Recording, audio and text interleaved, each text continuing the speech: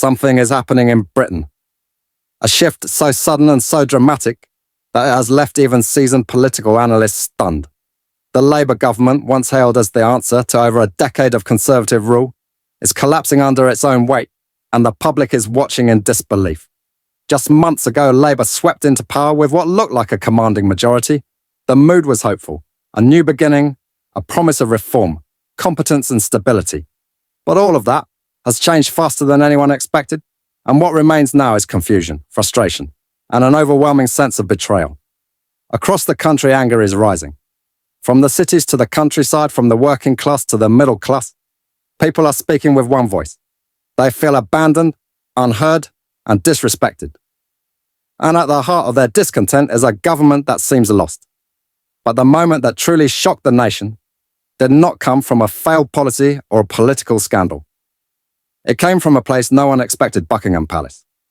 Reports suggest that King Charles attempted to step in to express concern over the growing national crisis, a rare move for a symbolic monarch. But what followed stunned even his staunchest supporters. Labour loyalists reportedly rejected his presence with hostility so intense that the king was essentially driven out of Parliament. What should have been a solemn moment, a gesture of unity in troubled times, became a national embarrassment and a political turning point. The monarchy reached out and the government slapped it away.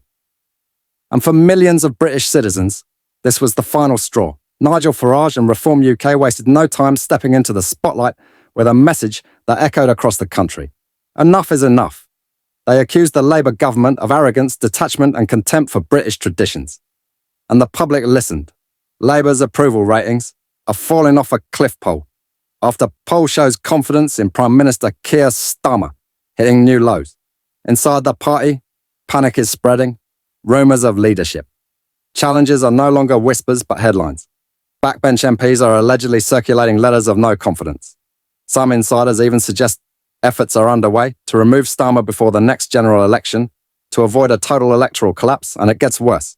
Supporters who voted for Labour in 2024 are now some of the loudest voices against it. A staggering 31% of Labour's own voter base says the party is unfit to govern. And that kind of disillusionment is not just dangerous, it is political suicide.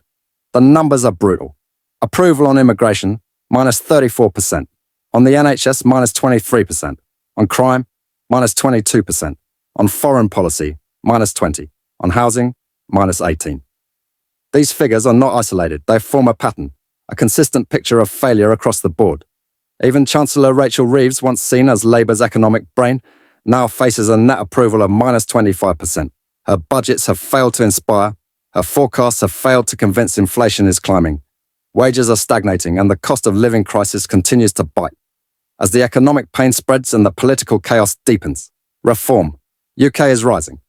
Their message is simple but powerful. The system is broken and Labour is not fixing it. In fact, Labour is the problem. In a recent head-to-head poll, Nigel Farage edged out Starmer, 37% to 36%. That's not just a warning shot. It is a political earthquake. The public is turning away from traditional parties and looking for voices that speak, plainly act boldly and listen deeply. And what about Starmer himself? While the country burns with outrage, he was recently seen posing with students at Oxford, reminiscing about his days as a human rights scholar.